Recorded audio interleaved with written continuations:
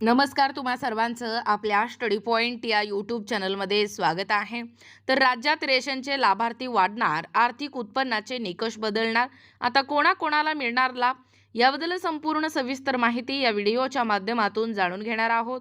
तत्पूर्वी तुम्ही जर आपल्या स्टडी पॉइंट या यूट्यूब चॅनलवरती जर नवीन असाल तर आपल्या या चॅनलला लगेचच लाईक आणि सबस्क्राईब करायला विसरू नका। चला तर मग वेळ वाया न घालवता राज्यात रेशनचे लाभार्थी कशा पद्धतीने वाढणार आहेत व एकूणच आर्थिक उत्पन्नाचे निकष कशा पद्धतीने बदलणार आहेत व याचा नेमका लाभ कुणाला मिळणार आहे ते या ठिकाणी आपण जाणून घेऊया। बघा, या ठिकाणी तुम्ही टायटल पाहू शकता। टायटल काय आहे बघा, राज्यात रेशनचे लाभार्थी वाढणार, आर्थिक उत्पन्नाचे निकष बदलणार, आता कोणाकोणाला मिळणार लाभ पहा अपडेट। मागील 10 वर्षात जीवनावश्यक वस्तूंचे दर वाढले, मात्र उत्पन्न मर्यादा तशीच असल्याने बहुतांश लाभार्थी आर्थिक निकषात येत नसल्याने अन्नधान्यापासून वंचित राहत आहेत। अशांसाठी उत्पन्नाची मर्यादा वाढवून त्यांना लाभ या ठिकाणी दिला जाणार आहे।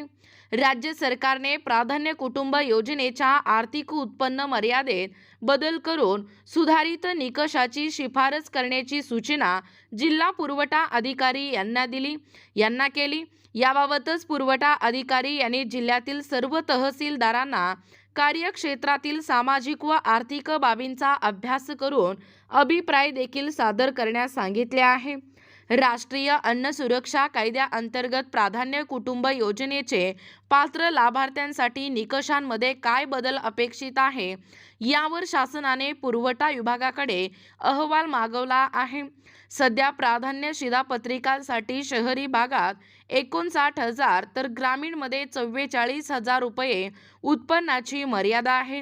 पण कोणत्याच कुटुंबाचे उत्पन्न एवढे कमी नाही, त्यामुळे अनेक कुटुंबे निकषात बसत नाहीत।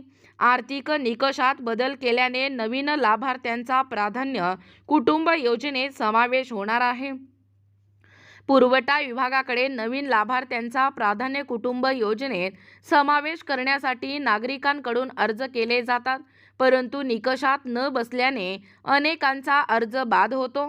त्यामुळे हे निकष बदल करण्याची मागणी विविध संघटनांकडून करण्यात येत होती आणि याच पार्श्वभूमीवर जिल्हा पुरवठा विभागाला तहसीलदाराकडून अभिप्राय मागवण्याची सूचना केली आहे। तहसीलदाराचे अभिप्राय जिल्हाधिकारी यांच्या स्वाक्षरीने शासनाला सादर केले जाणार आहेत।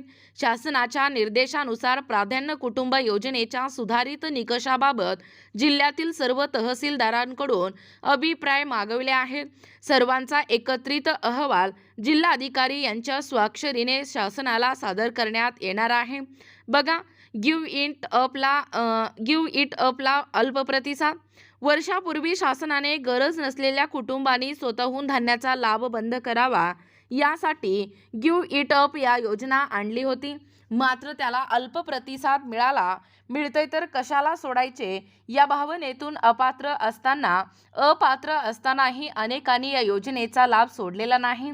बघा, एकूणच अशा पद्धतीने या ठिकाणी हा जो आत्ताच पाहिल्याप्रमाणे आता राज्यामध्ये रेशनचे जे लाभार्थी आहेत ते वाढणार आणि आर्थिक उत्पन्नाचे निकष आता बदलणार, याचा नेमका या लाभार्थ्यांना लाभ मिळणार याबद्दल संपूर्ण सविस्तर माहिती या व्हिडिओच्या माध्यमातून जाणून घेण्याचा प्रयत्न केलेला आहोत।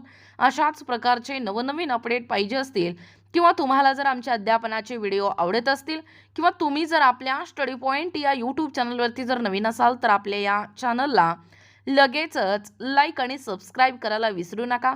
भेटूया अशाच पुढच्या नवीन व्हिडिओमध्ये, तोपर्यंत धन्यवाद।